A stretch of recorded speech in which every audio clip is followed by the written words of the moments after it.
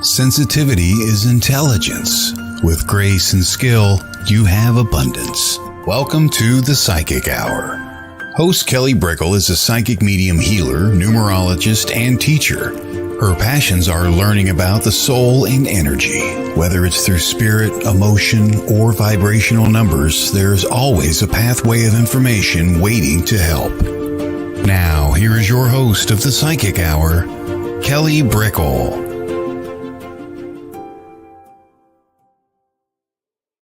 Hello, everybody. Welcome to the Psychic Hour on WLTK-DB Let's Talk Radio.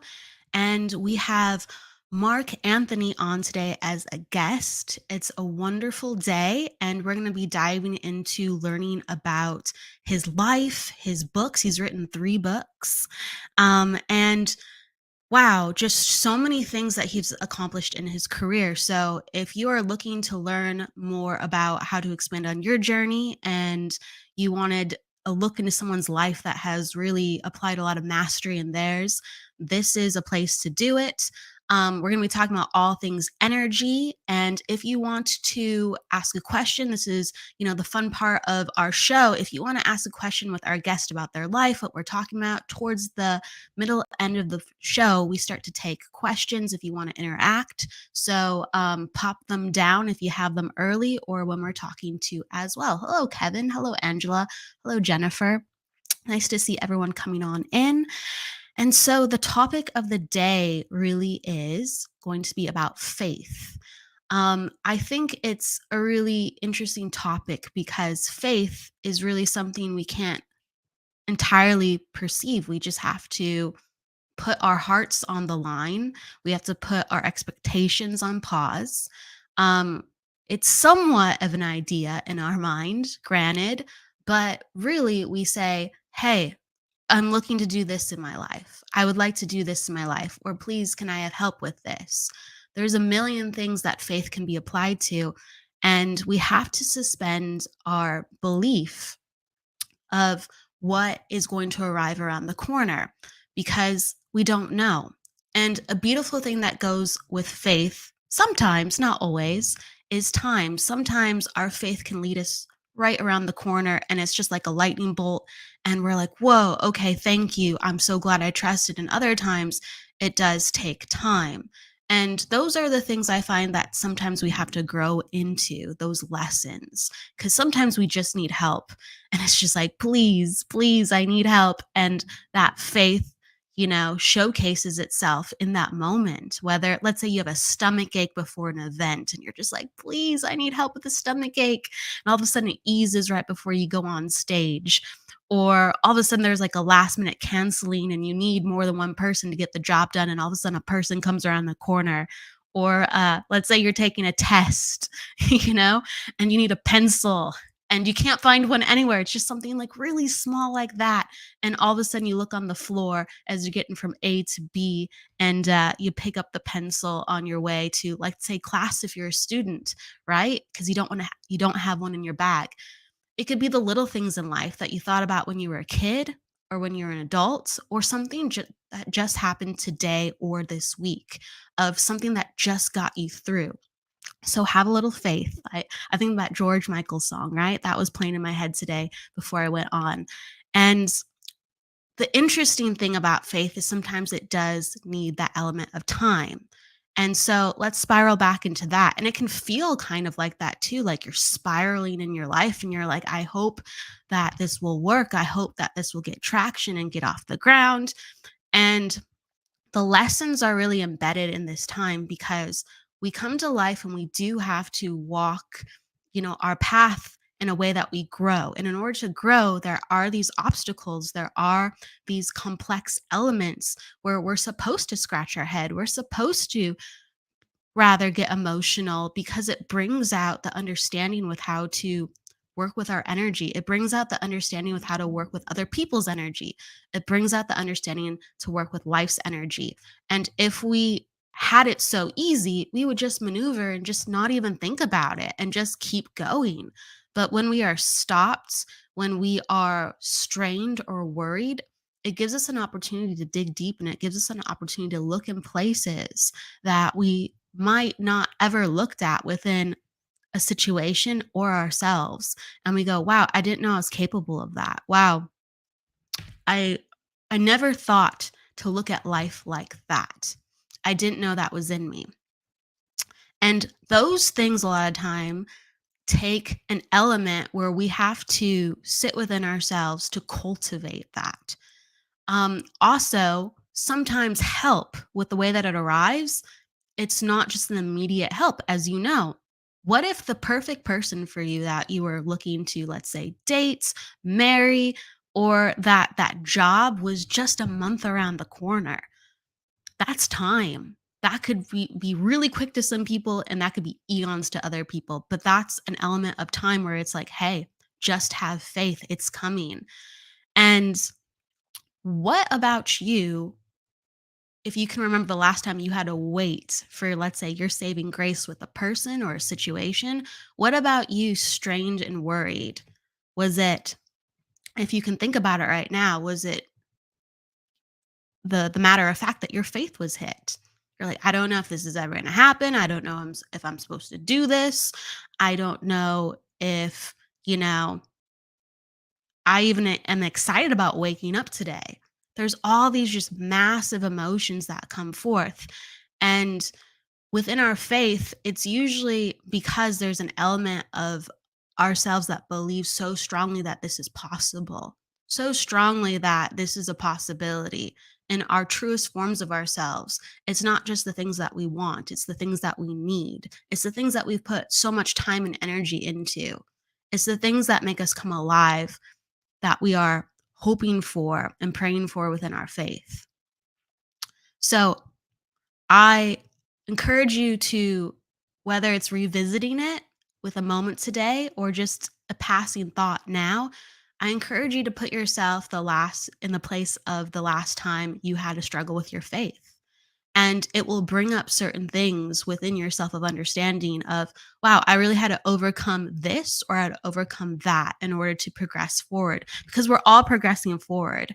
And sometimes we even forget to put our faith on things, right? Some of the big things, they really hit us hard and we have to, like, we surrender into it. But the little things, like there could be things that really frustrate you. Like think about the things that you've been complaining about or the things that have been making you feel depressed or anxious. Have you been putting your faith on that? I know it might be too small to even consider. It might be just an annoyance. But we have all these things that we're constantly growing in and we're constantly ascending in. And we're pulled in so many different directions. And we find ourselves really exhausted. I know a lot of people have been really exhausted lately and really overwhelmed lately. And we have all these elements within how we're living our life where we just feel like, you know what, this is feeling wonky. This is feeling weird. I'm not I'm not sure I'm liking this year. I'm not sure I'm liking this month. I'm not sure I'm liking today. So then where is your energy headed with your goals, with your aspirations? Are they lofty? Are they small and they're just not getting traction? Where are you with your energy? And where would you like to be? Because you can go there. You can get there. And you're right, it might not just be with a snap of a finger, but you got to have faith, because the places that you've been in your life where you've had the most joy, someone helped facilitate that energy, whether it's a teacher, whether it's an event like, a concert, whether it's, even a book or a movie or a video game where you're just transported and you're like, I love this world. I love being in this space. Something that you were a part of where it just completely transformed your day or how you were feeling. Someone helped facilitate that energy, and they, with their actuality of what they could produce with their energy, said, hey, I think I'm going to go this way. I think I'd rather be here. I'd like to create this in the world. And so they did it. And they really had to have faith, because a lot of times the most wonderful things that we find within our life, we go, oh my gosh, thank you. I've been looking for this. I haven't found this anywhere. I haven't found anybody talking about this, speaking about this. I haven't, wow, thank you so much. And so just imagine all the faith that they had to have, because they're writing a book about something that no one else is writing about. They're doing something that no one else is doing. And they had to just trust that people would come, or that it was a harmonious thing within their heart to showcase and share, and that it just wouldn't be met with head scratching, right?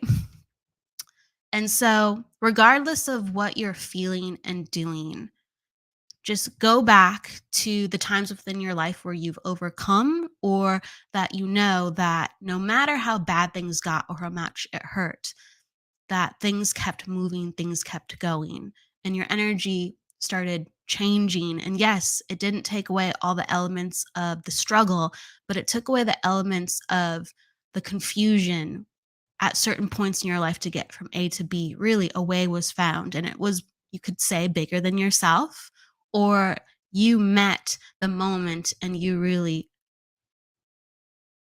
had your head all of a sudden I have a tongue twister. Head your I your energy up. I'm going to say it a different way. Maybe that's my obstacle today, tongue twisters. You held your energy up high and you moved forward. You moved forward and you met the moment in whatever way it may have been. So, with that said, I'm going to put it all back to the beginning, have a little faith, and just let it meet you, and know that you have the answer, whether it's today or whether it's a year from now or anywhere in between. Let it meet you, and put your mind and put your spirit and put your heart on where you're going, and just believe that the energy will meet you. And so, with that said, with a little time now, in a moment, we're going to be talking with Mark, and I have faith that it's going to be an awesome time. See you in a few. We'll be right back.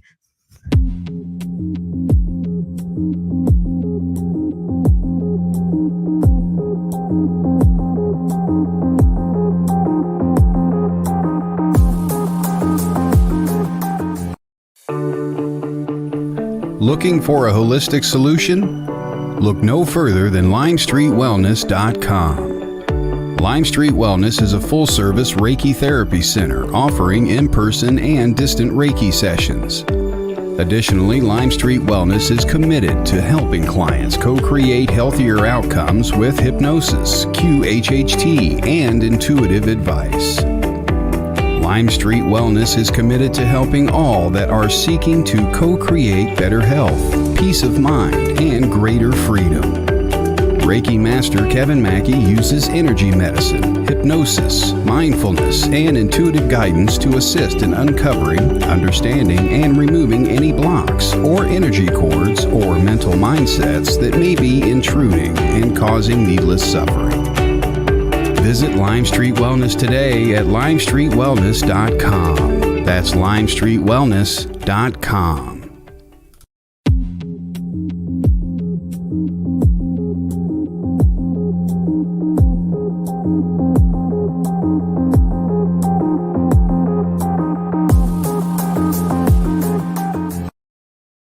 And we're back already, just like that.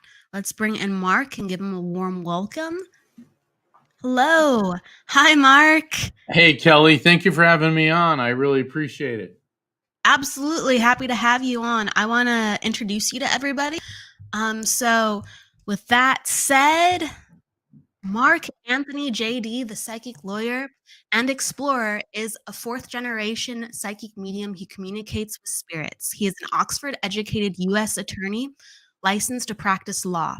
This psychic explorer travels to remote corners of the world to examine ancient mysteries and supernatural phenomena, and is also featured as a speaker at conferences, expos, and universities, which include Brown, Columbia, Harvard, and Yale. Mark has appeared nationwide on TV and radio, such as CBS with the Doctors and Gaia TV's Beyond Belief.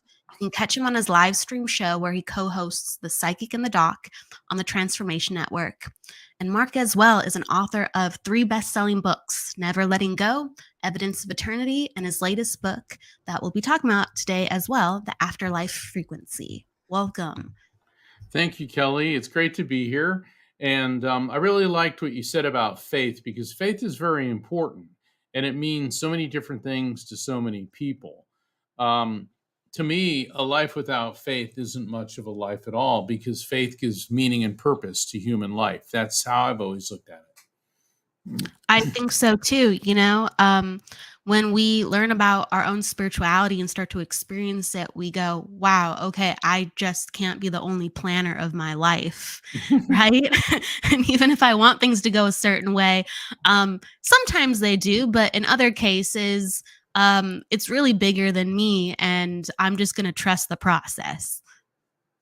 I agree with that. One of the reasons I wrote my latest book, The Afterlife Frequency, is because traditionally faith has been in one corner.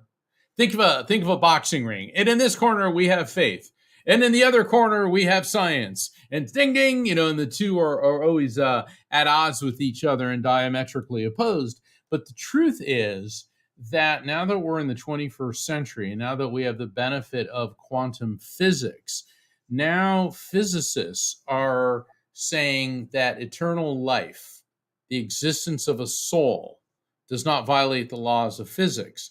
And religion, some of it anyway, is getting a little less entrenched in the Iron Age and coming more into the information age. And what we're seeing is that both of them are describing the same phenomenon through different filters and using different vernacular, but to discuss the same thing. And that's one of the reasons that I wrote The Afterlife Frequency. One of the key elements that I introduce is the term the electromagnetic soul. And a lot of people go, what is that?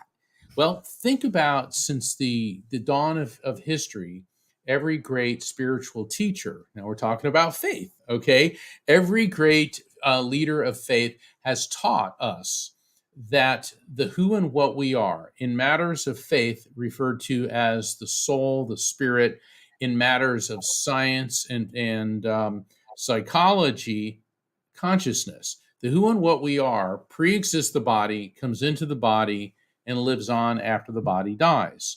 And now we know from the field of neuroscience, which studies the human brain, that the brain has an electromagnetic field. We know from the second law of thermodynamics and physics that energy is neither created nor destroyed, only transferred from one form to another. So to crystallize it down, I created the term the electromagnetic soul to describe what we really are, which is a spirit, pure consciousness that is eternal electromagnetic energy. And to make the term electromagnetic soul a less technical, think of the second word, soul. That's the source of universal love. So now that we have the ability to measure brainwave frequencies, the amount of electricity flowing through the brain, and also within the last year, there have been very significant developments that at the time of death, it appears that brainwave function surges, which is really fascinating. Instead of coming down and tapering off, instead it surges, which is providing proof that the electromagnetic soul is more than a theory, that it is indeed a reality. So I think that we're living in an exciting age because science is finally getting to the point where it's proving what people of faith have believed for thousands of years.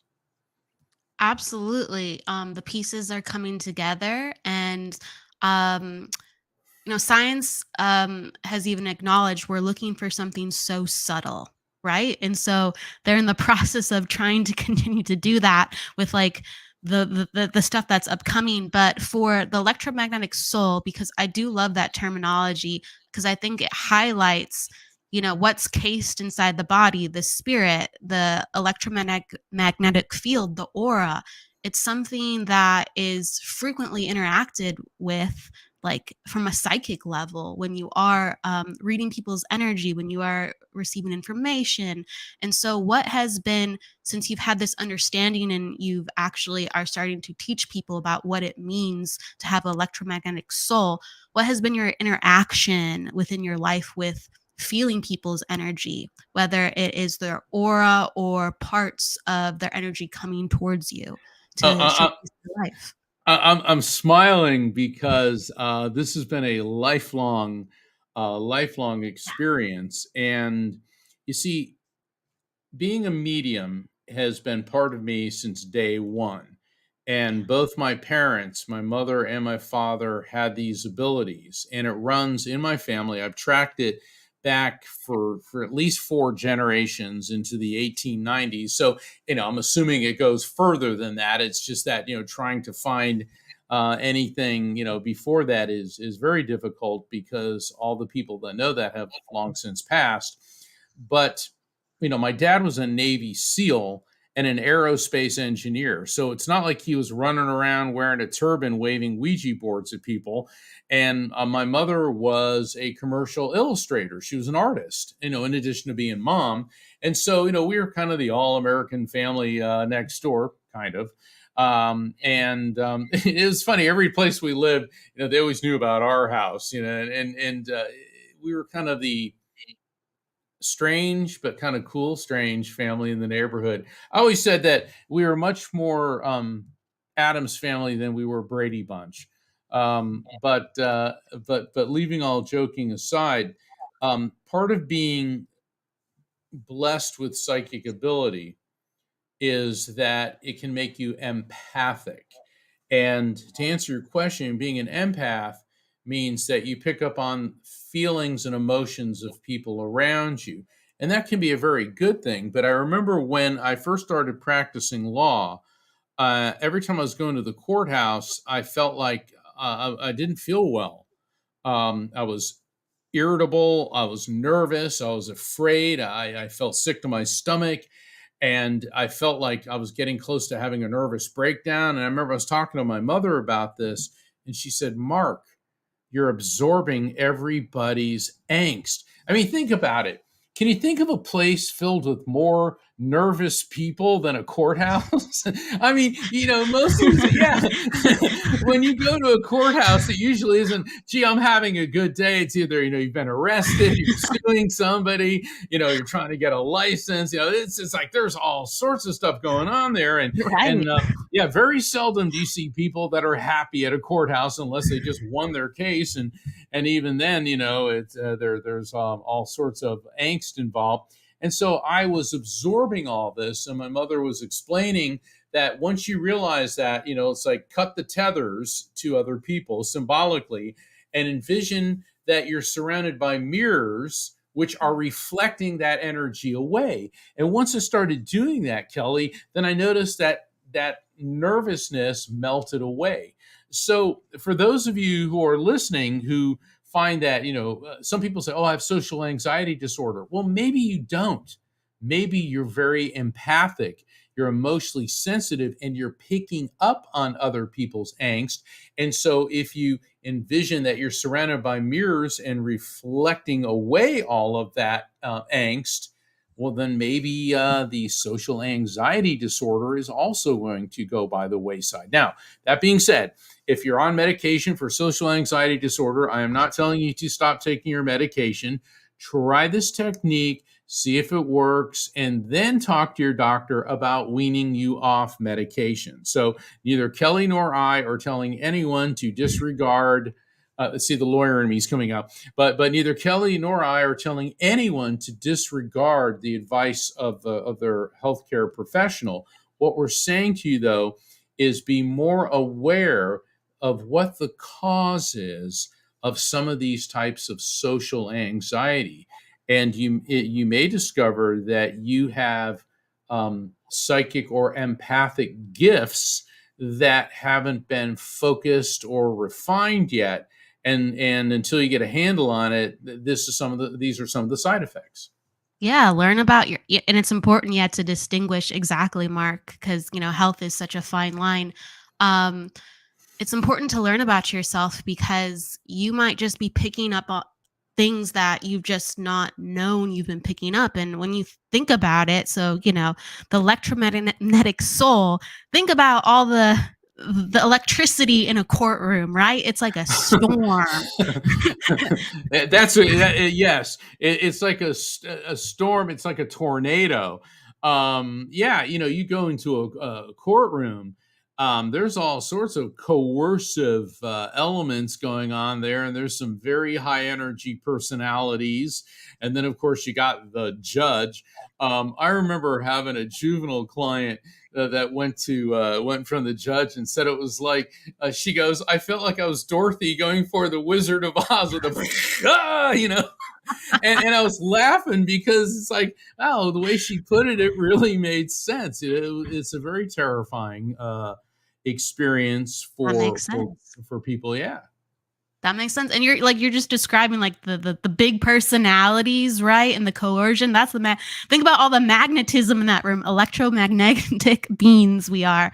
But yeah, you're like being pushed and pulled in all these different directions. And you're like, why am I feeling this? Why am, you could hear things, you could see things. And it's honestly, sometimes it is just energy. Sometimes it is just energy. So as you were growing up, you did have parents and you did have a mom that talked to you about empathy. Were there constant conversations growing up about, hey, what's this? Hey, what's that? Oh yeah. I remember I'm laughing because there are so many stories in all of my books, Never Letting Go, Evidence of Eternity, and The Afterlife Frequency. That's my latest book, The Afterlife Frequency. I do talk about things throughout my life, but they're always used to illustrate one of the lessons that I'm teaching. And in all my books, they're not about me. They're about Never Letting Go is a guide on the journey through grief. Evidence of Eternity answers several questions people have about the existence of an afterlife, what happens with suicide, do animals have souls, reincarnation, and then the afterlife frequency is the scientific proof of spiritual contact and how that awareness will change your life. So I'm a character in the books, but there are excerpts from readings and situations that teach people that the paranormal and the supernatural are neither paranormal or supernatural. They're merely a normal part of nature. And once we start realizing this, it makes life, I think, a lot easier, and also it takes the fear out of the afterlife. But as far as discussions, when I was about 5 years old, I was starting first grade, and my father said, "Mark, do not talk about this to anyone other than your mother and me, because people who see things that other people don't get taken away." Whoa, that really scared me. And if you'll indulge me just for a moment, and I remember my dad could see how afraid I was, and I remember he hugged me and he said, "I'm not trying to scare you. I'm trying to protect you." Well, I went to Catholic school, so I got there and I thought, well, they're talking about angels and saints and all these invisible things, and I thought that this would be cool, and then I figured out pretty quickly that no, you don't talk about this there. And what had happened with my father is he had 4 siblings. He had a brother and 3 sisters, and one of his sisters was a medium like he was, as was their mother, Isabel, and his maternal grandmother, Grace. So there were 4 mediums in his family, and his sister Marjorie was married to this religious fanatic. He was a Bible-thumping extremist, and he did not like her abilities. And this happened about 20 years before I was born. He was a machinist, and he worked at the steel plant in Pennsylvania. And so one day he's getting ready to go to the steel plant, and my Aunt Marjorie said she felt this terrible pain in her stomach, and it was in the area of her solar plexus. And she was doubling over in pain, and she begged him. She said, "Something terrible is going to happen. You cannot go to work." And they got into a big fight, and finally he said, fine, I'll stay home. Well, that day, a crane was lifting thousands of pounds of steel beams, and the cable snapped, and the beams crushed the machine shop and killed everybody in it. Well, instead of being grateful, it intensified his fear of Marjorie's abilities, and he conspired with an unscrupulous psychiatrist who diagnosed Marjorie as a paranoid schizophrenic. And she was forcibly removed from her home put into a straitjacket and taken to a mental institution, and there for over a period of 6 months, subjected involuntarily to electroshock therapy. And back then, they did so much, they used so much high amounts of electricity, it damaged Marjorie's brain so much that she never talked about spirits or seeing future events again. Now, I didn't realize this, of course, when I was 5, and I discovered this later on, and I remember sitting down with my parents and saying, "Okay, what happened to Marjorie?" And my mother was very upset about it. She liked Marjorie, and my dad, my dad was a Navy SEAL, so he was like, well, but I could see how much it hurt him, and that's why they're always afraid when I was a little boy that I'd be designated as crazy. Now, in this day and age, obviously, I mean, here you have a show, The Psychic Hour. We're talking about it. I have a show every Thursday, The Psychic and the Doc. My co-host is a psychologist. We take calls from listeners and I do readings. And the thing is, this is now out in the mainstream. I've been on national television in my capacity as a psychic medium. But just a few decades ago, this was taboo. This was very heavily taboo.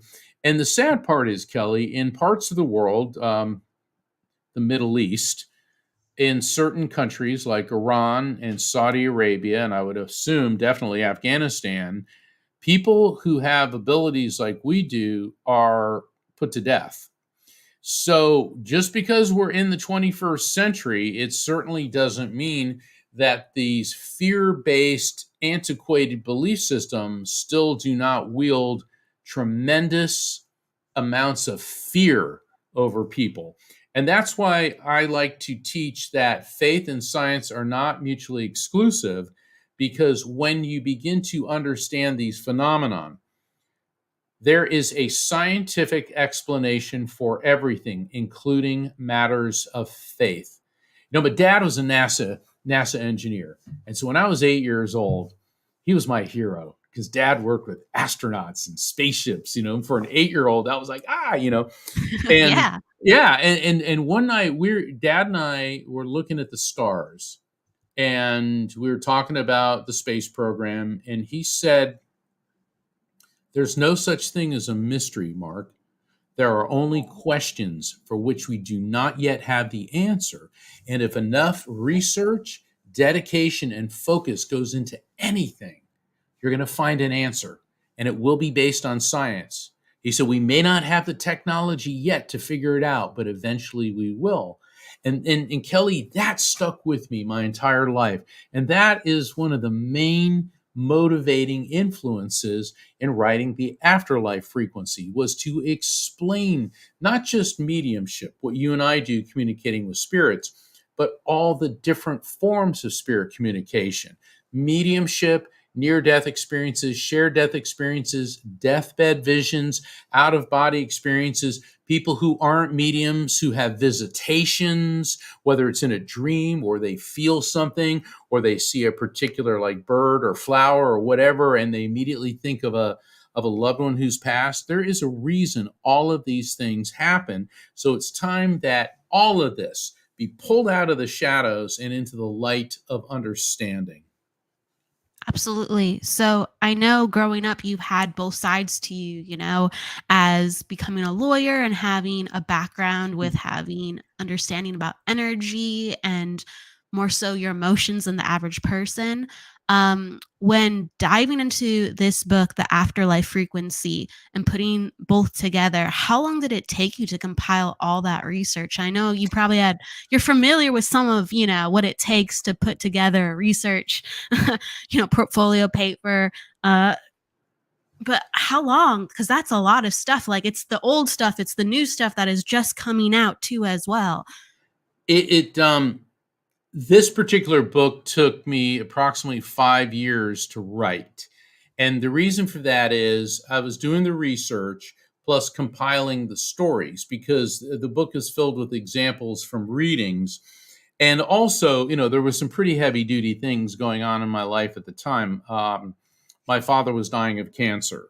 And I, along with my siblings, we were caring for him, and it was just for anyone who's been a caretaker and anyone who's been through that, and I know that many of you have. When you watch somebody that you love deteriorate and die an inch at a time, my dad was a brilliant man. I mean, he had a first class brain. He came up with so many things that were instrumental to the space program and to rocket science. Is he mentioned in any books? No, because he worked for big corporations, but for him, if it weren't for him, things may be very different. And to see somebody that brilliant begin to lose his mind because the cancer was in it, that was absolutely horrible. But during all of that, things happen, and I'm not going to disclose them here because I wrote about them in the book. And so while the book took me 5 years, there was also a reason that it took that long, because I had to undergo those experiences and apply the theories and the research that I had developed so that I could share it with the world. Absolutely, absolutely. Um, how many case studies did you look at approximately? Oh, thousands. I mean, when I look at, I've conducted over 15,000 readings. And so you're a medium, all right? And in a reading, in a one-on-one reading, does just one spirit come through? Not always. Most times, No. Yeah, usually Yeah. half a dozen spirits or so show up. And so I was trying to estimate, and I figure if I took that and about 6 or 7 spirits per reading has come through, I mean, we're adding up quite a crowd of spirits. I Yeah, remember in one reading I did, 24 spirits came through. it's a And lot. it was 21 people, 2 dogs, and Rusty the horse. And it was hilarious because I remember I go, "There's a horse and it's got a rusty color," and she goes, "Oh my God, Rusty, my horse!" And what had happened? This woman had 11 brothers and sisters, and so she had a big family. And as soon as I opened up the frequency, wham! I mean, they came through like gangbusters. I did a reading 2 days ago, and it was interesting because as soon as I opened up, I said, "There's 9 spirits here." And at the end of the reading, the client and I added up, and it was 9 spirits that communicated. So spirits travel in groups. And this is part of what I call collective consciousness communication. People tend to think that spirit communication is individualized. It's one spirit at a time. And they think that there's this misconception that spirits are just invisible humans with our same limitations. Absolutely not. They're pure electromagnetic energy. They move at the speed of light.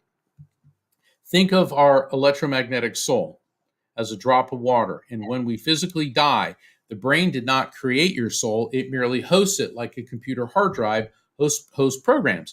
And so when we die, the EMS, like a drop of water, plunges into this eternal sea of consciousness that I call the collective consciousness. So they're interconnected with other spirits that are connected with other spirits, which is why during spirit communication, let's say your grandmother, Greta comes through, and Greta only had a 6th grade education, but when she comes through and she's communicating, she's giving you in-depth medical information about a problem you may be going through, which far exceeds the scope of anything she knew in this world. Why? Because she is connected to the collective consciousness, and they have an infinite base of intelligence to draw upon. So these are some of the things that I discuss in my lectures and in my book, The Afterlife Frequency, because people should not be afraid of spirit communication. It is a gift. It is a gift from God. And it's time, like I said, it's got to be taken out of the shadows of fear and into the light of understanding. Whether it's a spirit with a message or a channel or a medium like Edgar Casey, he had Right. a really limited amount of education, and he was able to diagnose people, and he was using words and terminology that only Oh, yeah. doctors knew about. It's incredible. And it's, you know, I know a lot of people are afraid sometimes with learning about, let's say, their own abilities when things get really like specific or intense. But like, to think about it from the place that you're saying, it helps people. It's an intelligence. If it's positive, it's a gift. It really is a gift. It is a gift, and people say that, well, it's against the Bible. Well, it depends where you look. If you go into Corinthians, the first book of Corinthians, chapter 12, verses 4 through 12, there is a whole list of gifts from God, two of which are prophecy, and the other is discernment of spirits. And it says that all these gifts are given by one and the same Spirit, meaning God. And then in Romans 12, verses 6 through 8, it says that everyone is given gifts from God. If your gift is prophecy, then prophesize in accordance with your faith. And I could go on and on. I've got, once again, these are some of the things that I write about and Oh yeah. things that appear in my lectures. But, people say mediums are not a God. Well, that's because they're yanking a line out of Deuteronomy 18. But if you keep reading that passage and get down to verses 21 and 22, it says that the standard of spirit communication is truth. And so if what the prophet, meaning medium, says is true, then it's the word of God. Okay, so in other words, you can say mediums are not a God, but you really need to read the entire passage. And a problem with religious zealots is they take a salad bar approach to their faith. In other words, they pick and choose what they want, as opposed to realizing this isn't a salad bar, it's a stew. And you have to immerse yourself in all of it and understand the entire document before you start picking a line here or there as a justification to cast the first stone. And this isn't just in Christianity, this is in Islam and in other religions as well. What's fascinating, though, is I'm not anti. What's fascinating about religion is when you look at the religions, spirit communication is part of all of them. Okay. And so I'm not anti-religion. What I am against is people who take a religion and twist it as a moral justification for their own ego-driven agenda. Ego, EGO, could also stand for edging God out. I mean, when you look at some of these things that religious extremists, it's all hate this group, don't like that, hate, hate, hate. Well, I don't recall Jesus ever going around saying hate and cast out and discriminate. Jesus was all about peace, love, understanding. So is Buddha. So is Krishna. So is Gandhi. I mean, you go through all of the great spiritual teachers, it's all about peace, love, understanding, healing. But human beings are filled with anger, bigotry, hatred, and violence. And that is what faith is trying to teach us to rise above. Yeah, all these wonderful spiritual teachers, um, they are talked about to this day and written about for the tremendous feats that they accomplished, and it was in loving, healing capacities of grace and wisdom. And you mentioned, I think, Corinthians, like as one of the verse, like there's even with the gifts of God, right? It's they Yeah. mention hands-on healing, And so, as yeah. well. Yeah, absolutely. Absolutely. So it just depends on how you view your faith. And then there's people who say, well, I'm not religious, I'm spiritual. And I always get a kick out of those people because I ask them, well, what does that mean? And very seldom do I get an answer. What it means, or what it should mean, is when you say, I'm not religious, I'm spiritual, what that means is you feel a direct connect to God, to the collective consciousness. you feel that connection, and you don't feel it necessary to go through a particular dogma. Because a lot of people go around, well, I'm spiritual, and they can be just as,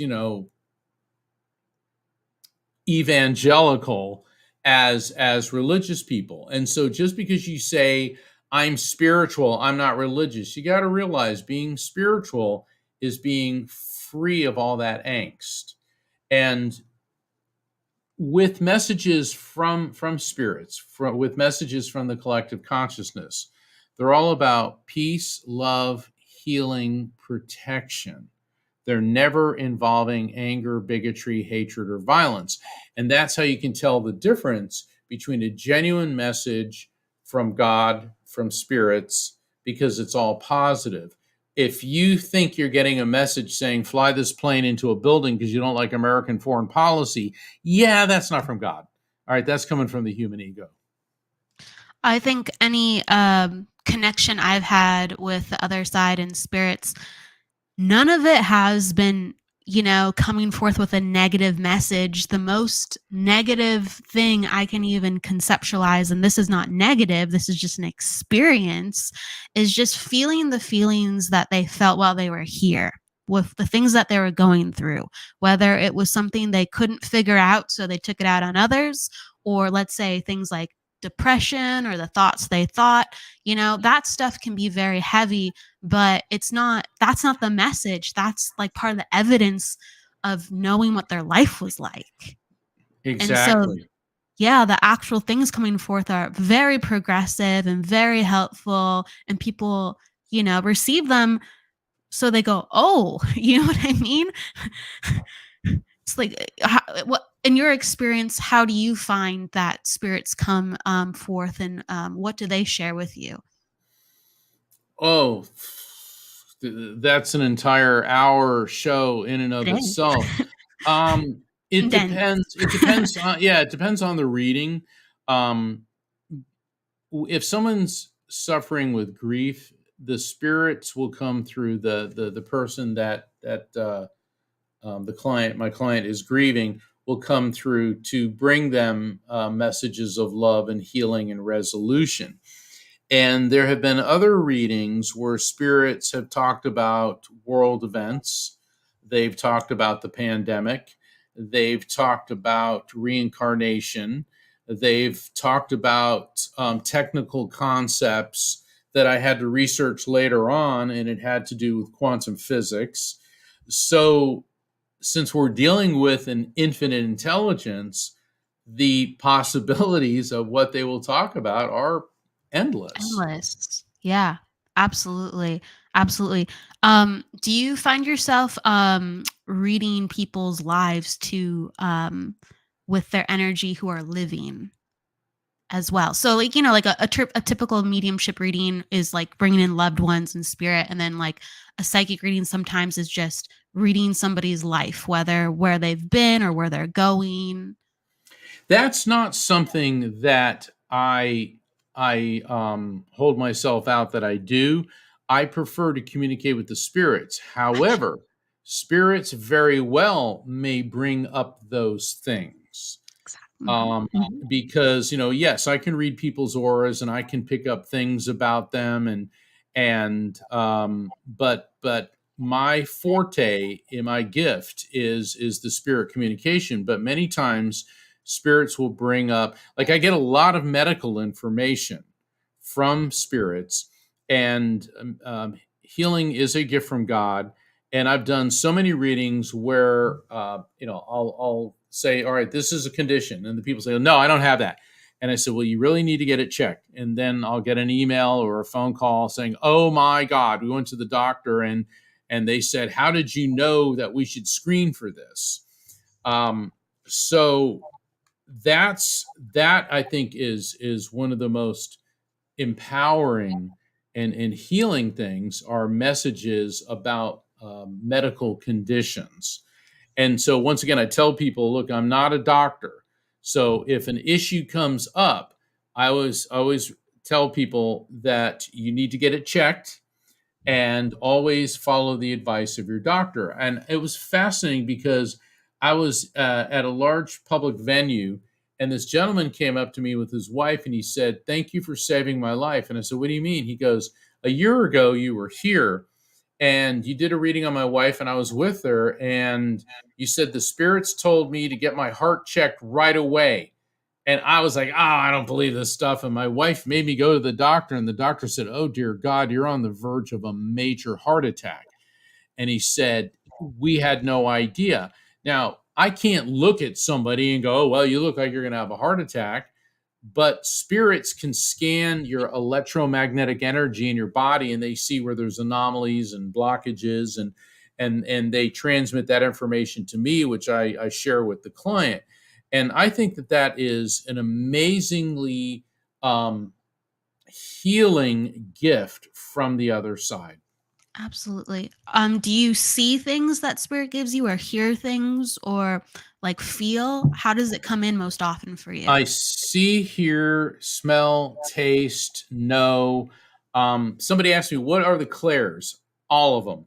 I'm Yes. clairvoyant. I see. I'm clairaudient. I hear. I'm clairgustant. I smell and taste.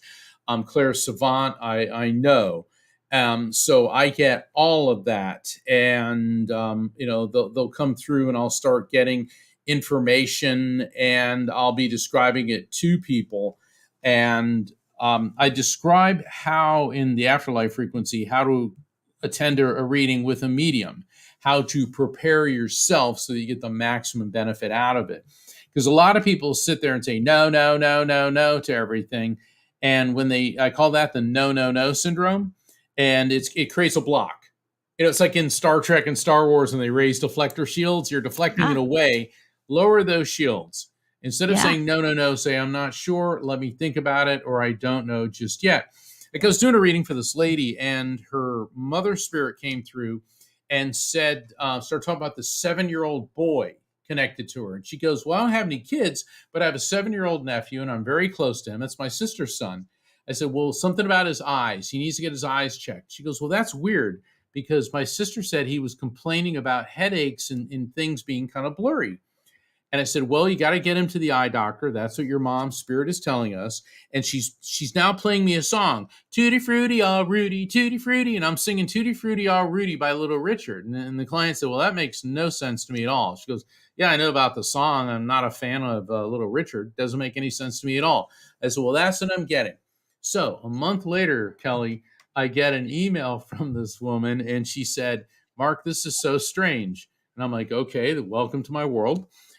She said, I called my sister and told her this, and she said, "Well, she goes, I'm making an appointment to the eye doctor." So the client said, "So my sister, my 7-year-old nephew, and I, we went to take him to the eye doctor. And the second we walked in the office, on the radio starts playing 'Tutti Frutti, Ah Rudy' by That's Little the thing. Richard." It's the thing. Yeah. Yeah, it is. Well, this ties into my electromagnetic soul theory, because on the quantum level, molecules are made of atoms, which are made of electrons, protons, and neutrons, which in turn are made of the smallest particle, a quantum, ergo quantum physics, which is pure electromagnetic energy. And according to Einstein's theory of relativity and other quantum physicists all the way up to the present day, on that basic level, there is no time. And so past, present, and future are all happening simultaneously. And also radio waves are electromagnetic energy. So what the mom was saying is, "My grandson needs glasses, get him to the doctor, and I will tell you what song will be playing the second you get there, so you'll know you're doing the right thing." So it's more than just, "Hey, isn't that cool that it happened?" There is, as my dad said, a scientific explanation for everything. I really truly believe that, and I do think sometimes it's much more logical than we give it credit for. Because yeah, on one hand we could be talking to grandma and she's like, "Okay, I'm mentioning this song," and then some people might think, "Oh, grandma's playing me the song to tell me she loves me," but it could just be validation of, "No, grandma's coming in, she's talking to you, but she's like giving you the heads up that that really was grandma, because she's producing some of the evidence of, it's just it's energy. It's energy, and things are not linear in the way that we communicate with grandma right now. So she's gonna, provide evidence with that song, but it's not necessarily because she's choosing to play it. She just knows what's coming up. Exactly. Yeah, I do think that's very real, and that is something that really takes some fine tuning to distinguish. But yes, I 100% believe in that. I think that's really cool that you talked about it. I Well, want to take. yeah, Oh, go ahead. go Go ahead. ahead. No, well, I was going to say that's also why people like Kelly and I can do readings on the phone, because spirits are electromagnetic energy, which moves at the speed of light, which is 186,282 miles per second. In other words, that's the same speed that a phone call works, that a ray of light, everything in the electromagnetic spectrum. Because people say, well, how can you do this on the phone? Because spirits are zipping back and forth at speeds that we can't even imagine. Sorry, I didn't mean to interrupt you. I just wanted to let everybody know that, because people say, well, I don't know about a phone reading. Well, they are just as accurate as in-person readings. So a lot of people want to be in the same room with you all, but I'm not really scheduling in person, only because, the way my schedule is. And also, it's just safer for everybody these days. Yeah, for anyone who's really skeptical, look into particle physics and entanglement of why this would work. So just shout out, right? Here it is. There's the book. There you go. And I want to tell everyone, don't think that reading my book is going to be a dry technical treatise. I suffered through so many boring books in law school and the practice of law. I write my books like it's a juicy novel, okay? Because you need to be educated, but it also should be entertaining, which is why I've been privileged to be a featured writer every month for Best Holistic Life magazine, and I invite everybody to subscribe to that. If I may, if people would visit my website, which is afterlifefrequency.com, just like my book, Afterlife Frequency, I invite you to sign up for my newsletter. You can also find out about tuning into my show, The Psychic and the Doc. You can call in. I do many readings on air in tandem with my amazing co-host, Dr. Pat Basili. I just can't say enough good things about her. And you can find out about Best Holistic Life magazine and about scheduling a reading with me. I've got 2 events coming up on April 14th and April 15th. So it's in a couple weeks. And they're light circles. It's an online event limited to 6 people. And that way, everybody is guaranteed a connection. Everybody is guaranteed a reading. And you can find out about the light circles by going to the calendar of events on my website, which is afterlifefrequency.com.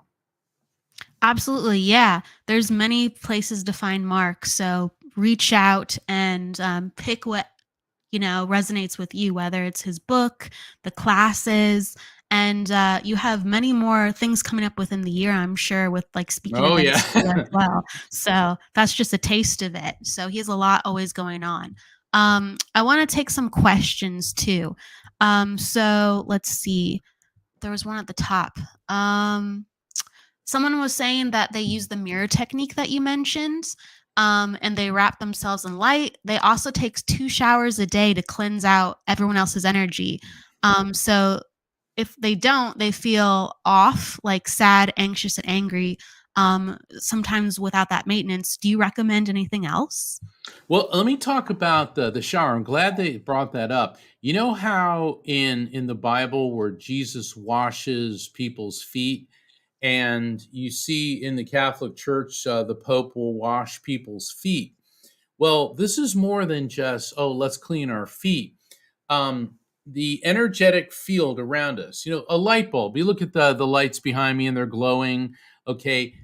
Anything that has an radiant energy, which includes ourselves, has an aura. Okay. And that's the energy field around us. And our auric field tends to bottleneck below our knees, and washing of the feet, it is believed, opens up that channel. In other words, it gets rid of the block. And so when you take a shower, you're not just cleansing your body, you're cleansing your auric, AURIC, the field of your aura, the auric field. And think about it. Water is an excellent conductor of electromagnetic energy. So there's a lot to that. So I definitely recommend that. I recommend everything that the listener commented on. I'll talk about sometimes just take a walk in nature. Whether it's by a river, a pond, through the woods, because there's a complete and let's lose the electronics. Take the earbuds out. Nothing aggravates me more when I see people walking through the woods with earbuds in. Listen to nature. Also, the problem is everyone's also plugged into devices all the time that they're losing awareness. And nature is very healing, particularly if you're grieving, because there's a whole different vibration, a much more calm energy there. So I recommend that as well. Nature, nature, nature. Yeah, nature. It's just there's just a different level of calming. The water, and then I agree. Also, nature has all those lovely negative ions too. That's a separate consideration, but it's true. Since we're being all sciencey today, you're making me excited to talk about science. Talk away. I love it. It's funny though. You got to be careful in nature too. All right. I was in the Rocky Mountains with my manager, whose name is Rocky. Of course. And we're taking some pictures, and so she goes, "Oh, look at this cave." I go, "Get away from the cave." She goes, and then she goes, I go, "We are in the mountains, and that is a cave." All right. There could be bears, mountain lions, wolves. There could be all kinds of stuff. So when you're in nature, yes, it's nice and it's calming, but a little common sense goes a long way. Like I live in Florida, and you always hear about people getting attacked by alligators when they're walking along lakes. Okay, here's a very simple thing to remember in Florida. Do not walk along a lake. And I mean it, okay? Alligators, they have a brain the size of a pea. They react to stimuli and they will eat anything. You, your dog, whatever. Okay. So yes, nature must be respected, but with respect also comes some reverence. So when I talk about go be in nature, it's like be smart about it too. Yeah, there's a lot out there. Keith mentions he's had a lot of family members who have dealt with cancer and heart issues, and he says thank you for sharing this, and he's hoping one day to be an awesome medium. So what was your process with becoming a medium?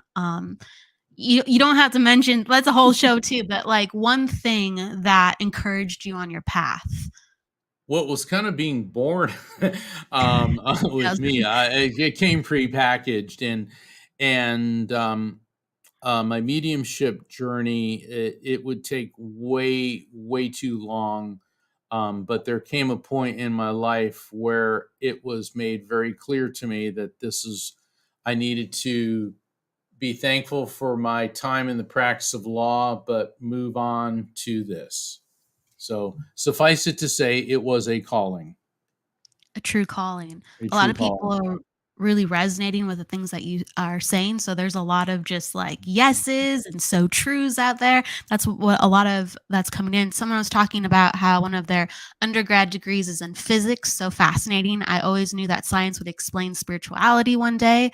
And then also someone is asking if you can name your books again and where to buy them.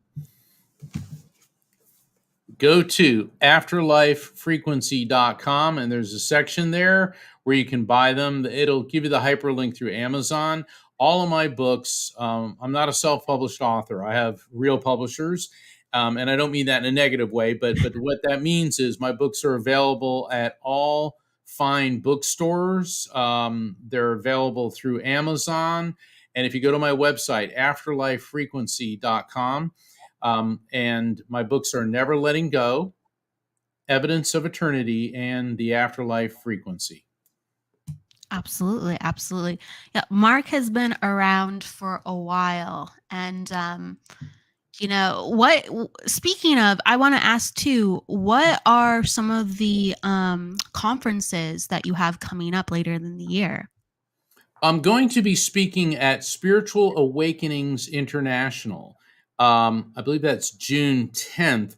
And what's really great about SAI, Spiritual Awakenings International, is the conference is going to be strictly online this year. So if you go once again to my calendar of events at afterlifefrequency.com, go to June and you can register. And the Spiritual Awakenings International Conference is free of charge. They certainly, could use donations. But if you go there, that is free. And if you sign up for my newsletter, there's several conferences, several events that I'm going to be at. And like last year, I spoke at the International Association for Near-Death Studies. I spoke at Helping Parents Heal. That was such an honor and so heart-wrenching. 1,000 parents who've been through the most horrific loss imaginable. And then I spoke at the Edgar Cayce Center's Ancient Mysteries Conference. So I'm always on the speaking circuit. And if you sign up for my newsletter at afterlifefrequency.com, you'll get my newsletter. It'll keep you up to date on stuff. Excellent. Excellent. Thank you so much. There's, again, so many resources. Before we close the show, is there a piece of wisdom that you would like to share with others, or just something off the top of your head that you feel is important to give forth? It was made very clear to me in a major spiritual experience that the reason that I'm here is to help people understand this. That God exists, that heaven, the afterlife exists, that souls are immortal living spirits, that we can communicate with souls, and that we will be reunited with our loved ones in the light when it is our time to leave the material world. And that's my message. Thank you. Thank you. With that said, we will all be reunited in the most beautiful way. And so whether it's just a breath away or many years to come, please, everybody, go with love, luck, light, and laughter, and don't forget to live. And thank you so much, Mark, for being on the show today. Check out Mark Anthony with everything he has to offer with his books, his workshops, and the classes that he promotes. Thank you so much. Take care, everybody. Thank you, Kelly. See you next week. Absolutely, Mark. The truth is here and now on WLTK-DB Talk Radio at WLTK-DB.com.